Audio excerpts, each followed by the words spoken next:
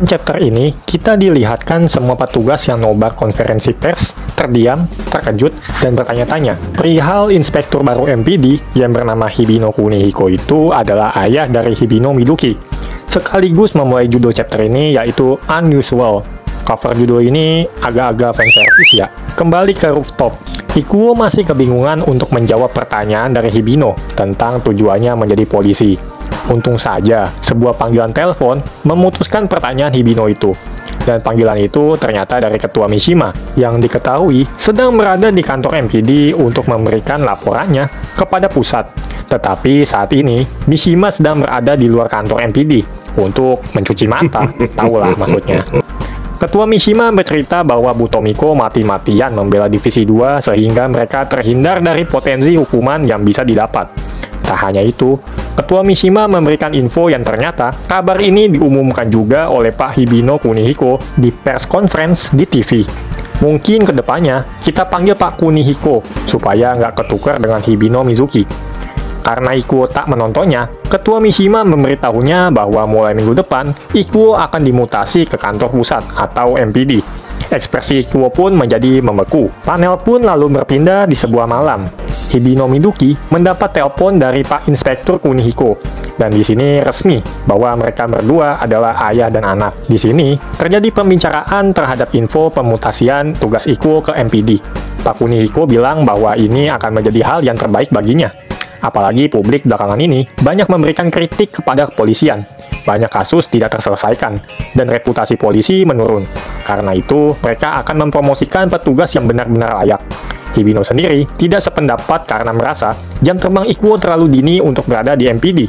Apalagi, kemampuannya masih sangat dibutuhkan di Divisi 2. Pak Kunihiko malah merasa heran, kenapa Hibino tak biasanya membela seorang laki-laki. Nah, YOLO.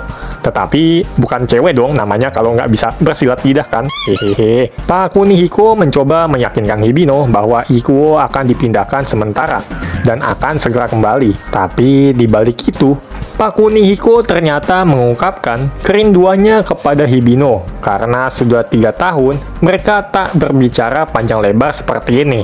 Buset, Hibino sendiri terkejut dan langsung menutup teleponnya. Parah banget emang. Ternyata, tak jauh dari sana, ada Ketua Mishima yang bilangnya gak sengaja nguping. Mishima juga meyakinkan Hibino bahwa Ikuo tidak akan lama-lama di MPD, dan menyatakan selama posisi partner Hibino kosong, Ketua Mishima akan menjadi pengganti sementaranya. Dan ternyata langsung ditolak mentah-mentah oleh Hibino. Sakit sih ini. Di sini Hibino masih nggak mengerti apa jalan pikiran ayahnya. Sejak lulus dari akademi polisi pun, mereka tak pernah bertemu. Hal ini dilakukannya untuk membangun reputasinya sendiri tanpa bayang-bayang orang tua yang mungkin memiliki posisi berpengaruh. Sehingga saat mereka ngobrol tadi, Hibino agak merasa canggung berbicara dengan ayahnya. Dalam hati Pak Mishima, ia menggambarkan betapa totalitasnya Pak Kunihiko dalam pekerjaannya, sebagai polisi pastinya. Apalagi Kura bilang bahwa selama penyanderaan bis, Pak Kunihiko hanya menyaksikan dari pinggir sepanjang waktu dengan tenang, berbeda dengan polisi-polisi lain di sana yang cemas dan penuh emosi. Bahkan itu anaknya sendiri sedang dalam bahaya loh. Sungguh pribadi yang sulit ditebak. Sedangkan di tempat lain, Tatsuya memberikan selamat atas pencapaian Ikuo pasca pembajakan di situ. Meskipun Ikuo mengatakan bahwa tugasnya di sana hanya sementara. Tatsuya tetap memberikan motivasi kepadanya karena langkah mereka untuk menemukan pemilik arloji emas itu semakin dekat. Nada bicara Ikuo sendiri seperti tak bahagia atas pencapaiannya. Tapi sebetulnya perasaan Ikuo agak nano-nano. Tatsuya lalu memberikan informasi terkait pencocokan nama-nama di USB yang didapat dari Arkana H6B, di mana terdapat daftar petugas polisi berpangkat tinggi. Tatsuya juga mengabarkan kepada Ikuo jika ada petugas polisi yang mencurigakan dari daftar tersebut. Di samping, Ikuo yang memiliki kesempatan untuk menyelidiki di dalam markas MPD dan mengungkapkan siapa 2 petugas yang menyerangnya tempo lalu. Di sini, Tatsuya mencurigai bahwa musuh mereka, seseorang dengan arloji emas itu sangat amat kuat dan berada di dalam institusi polisi, yang bisa jadi di bagian paling elit seperti Biro Keamanan Publik atau bahkan unit rahasia bernama Zero.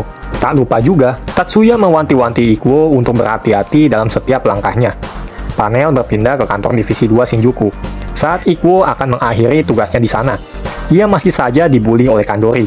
Tapi buliannya Kandori ini justru untuk memotivasi Ikuo menumpas polisi-polisi tak becus di MPD. Saat enak-enaknya ngejailin Ikuo, dari belakang kepala Kandori justru ditinju Kura hingga ia jatuh, sambil memarahinya untuk menghilangkan sifat geng motornya itu.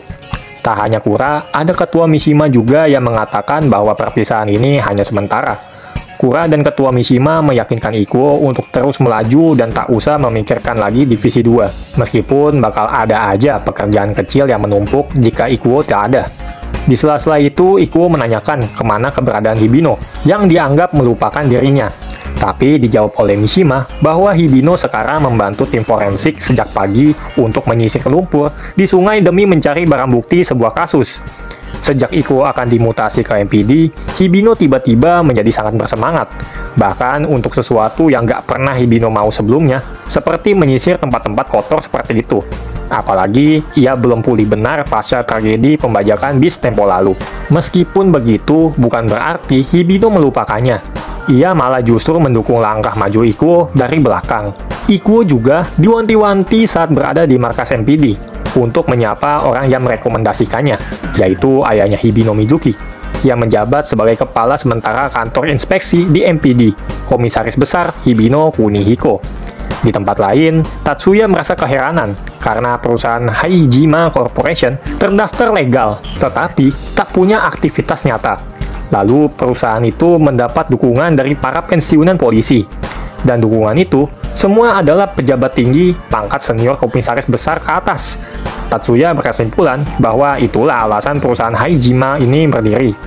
Dilanjutkan lagi, sebagian besar dari pensiunan polisi ini berasal dari Biro Personalia dan Pelatihan, disingkat PTB. Bicara soal PTB, itu adalah sebuah departemen yang mengelola data seluruh kepolisian dan membuat semua keputusan kepegawaian, yang dimana twistnya, departemen inilah yang merekomendasikan penempatan kerja seperti yang Ikuo alami. Beralih ke Ikuo, ia sendiri mengikuti arahan teman-temannya untuk menyapa Pak Kunihiko, dan tak lama lagi, mereka berdua pun akan bertemu. Apakah ada rasa canggung dari Ikuo saat bertemu dengan Pak Kunihiko? Kita lihat lagi di chapter berikutnya.